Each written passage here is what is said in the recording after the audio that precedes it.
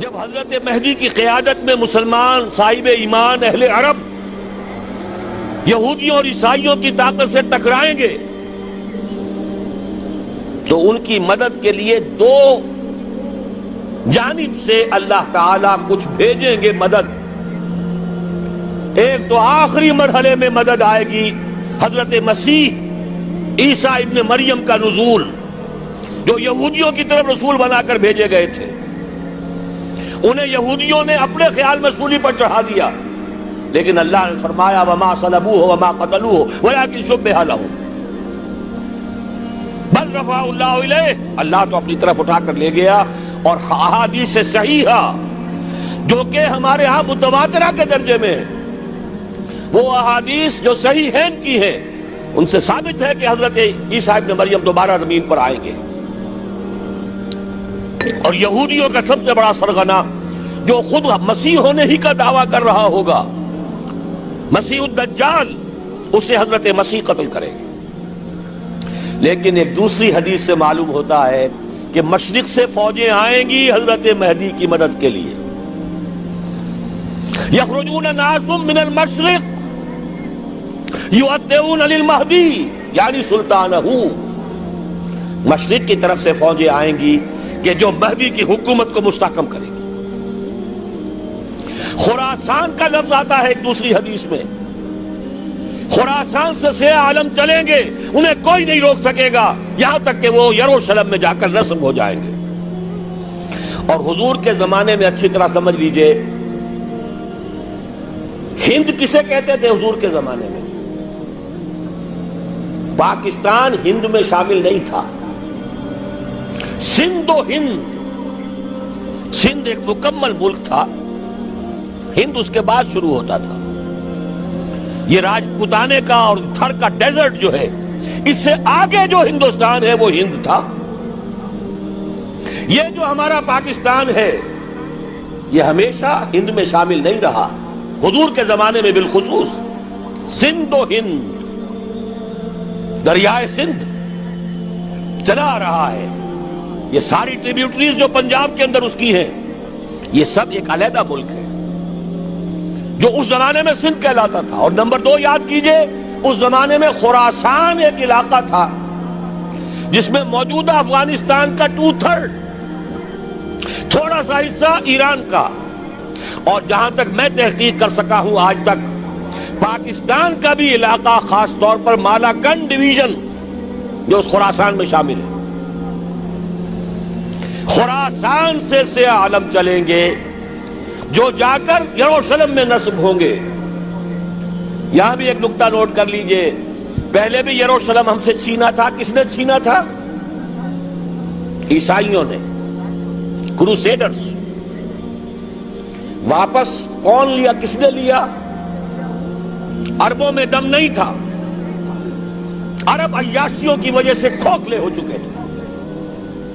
واپس لینے والا صلاح الدین ایوبی، کرد خون. اب دوبارہ یروشلم لیا جا چکا. چھینا کن سے گیا؟ عربوں سے.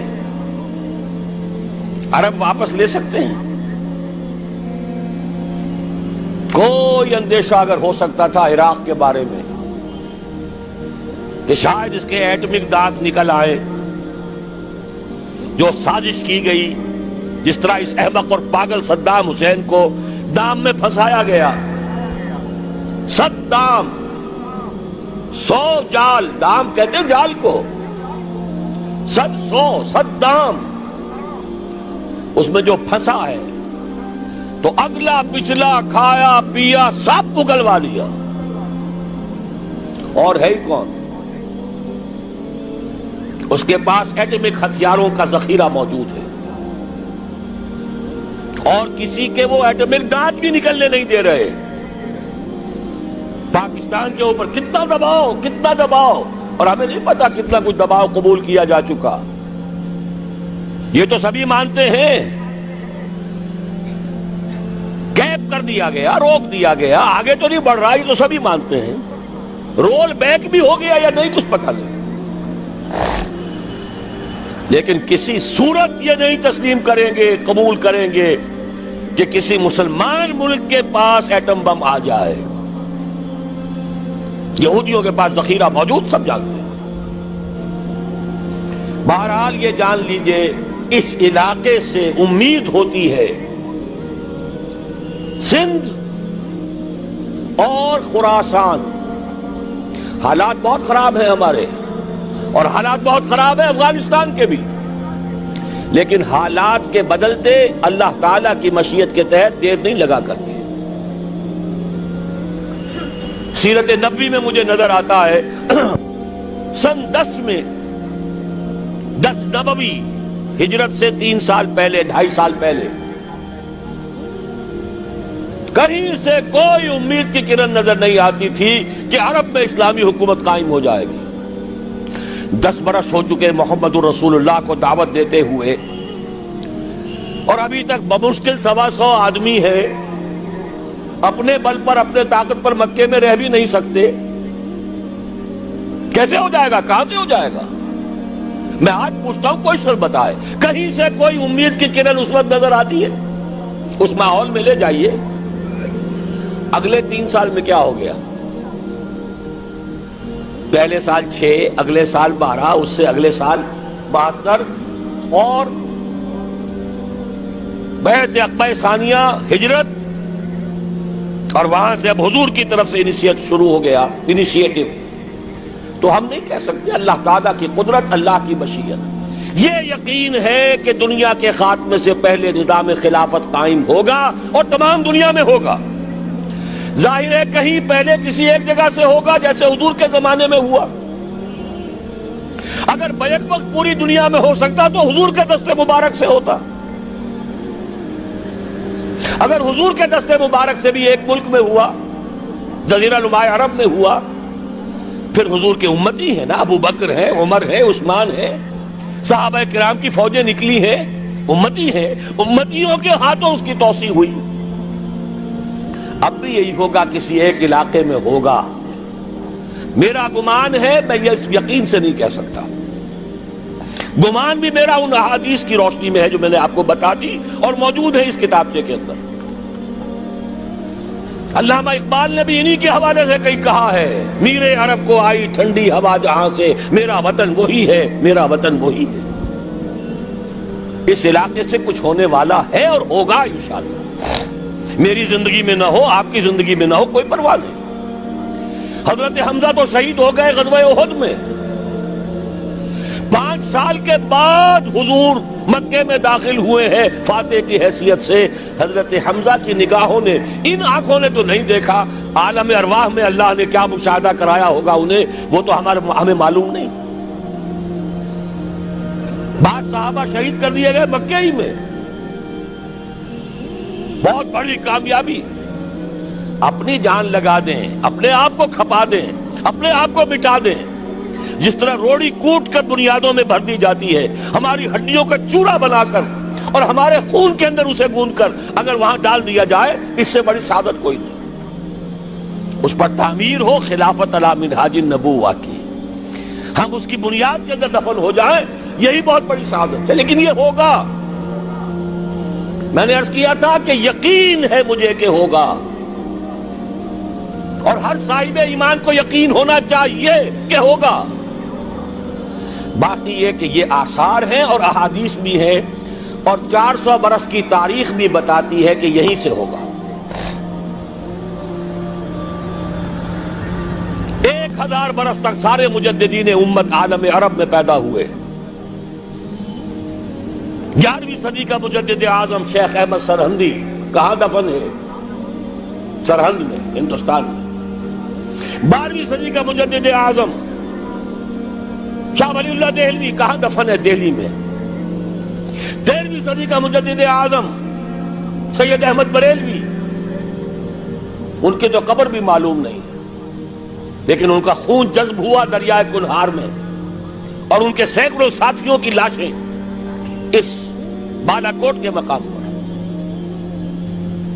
14ویں صدی کے مجدد اعظم شیخ الہند، لیکن ان کے ساتھ ساتھ اتنے اعظم رجال، علامہ اقبال جیسا مفکر، مولانا مودودی جیسا مصنف، مولانا الیاس جیسا مبلغ کہیں اور ہمیں دکھا دیجئے آپ. میں کل کہیں عرض کر رہا تھا، دیکھیے پہلے جو ہے 1000 برس تک ہر خیر ہندوستان میں باہر سے آ رہا تھا. معین الدین اجمیری باہر سے آ رہے ہیں، شیخ علی حجویری باہر سے آ رہے ہیں، سندھ میں جتنے اولیاء دفن ہیں سب کے سب باہر سے، ایران سے چلے آ رہے ہیں. لیکن جیسے ہی 11ویں صدی شروع ہوئی ریورس ہو گیا آرڈر. اب سلسلہ مجددیہ نقشبندیہ اب ہندوستان سے نکل کر پھیل رہا ہے. پورا افغانستان، پورا ترکستان، تمام یہ ترک ریاستیں جو آزاد ہوئی ہیں ابھی USSR کے خاتمے کے بعد، یہاں تک کہ سائپرس، جزیرہ قبرص، پورا ترکی جو اب بھی ہے موجودہ ترکی، سلسلہ مجددیہ نقشبندیہ کہاں سے چلا؟ ہندوستان سے پھیل گیا پورے عالم اسلام. مفکر، علماء دین اور تمام علوم دینی کا مجدد شاہ ولی اللہ دہلوی، خالص ترین جہاد فی سبیل اللہ دور صحابہ کے بعد جماعت مجاہدین جام شہادت نوش کیا، سینکڑوں ہمارے مجاہدین. پھر 14ویں صدی میں اقبال جیسا مفکر، مودودی جیسا، دوبارہ دوہرا رہا ہوں، مصنف، مولانا الیاس جیسا مبلغ مجھے تو کہیں نظر نہیں آتا. تمام مسلمان ممالک آزاد ہوئے، کہیں اسلام کا نام نہیں لگا. نہ سیوکارنوں نے نعرہ لگایا، نہ کہیں کسی اور نے نعرہ لگایا. عربوں نے بھی عرب نیشنلزم کا نعرہ لگایا، اسلام کا نعرہ نہیں. تحریک پاکستان میں نعرہ لگا، پاکستان کا مطلب کیا؟ لا الہ الا اللہ. صبح عرض کر چکا ہوں، تحریک خلافت پوری دنیا میں کہیں نہیں، صرف بر عظیم پاک و ہند میں. اور کیسی تحریک خلافت کہ ہندو شریک ہوئے، گاندھی شامل ہوا، پورے ہندوستان کو جس نے گنجا دیا. یہ دوسری بات ہے کہ جب خود مصطفیٰ کمال نے ختم کر دیا تو اب کیا کرتے؟ مدعی سست گواہ چست. نوٹ کرنے کی بات ہے، کچھ آثار ہیں، 400 سال کی تاریخ ہے، بتا رہی ہے پاکستان کا قیام خود ایک معجزہ. یہ ساری چیزیں مشیت ایزدی میں کسی بڑے خیر کا پیش خیمہ